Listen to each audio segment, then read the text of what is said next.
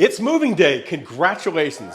You did it. You've taken the 11-step process, you've crossed the finish line, and now it's time to move into your new place. Now, before you get too excited and back up the moving truck, make sure that you've made all the arrangements with the utility companies so that you've got power when you're moving into that house. Make sure that you've contacted all the professionals that you need to help you with that home, such as yard people, pool people, anybody who you might need to help you service that home. And last but not least, make sure you have your little ones enrolled in school. I hope you enjoyed this 11-part series, and if you know of anyone who's looking to buy a home here in Phoenix, make sure to tell them about me. I'd love to help them with their home buying process.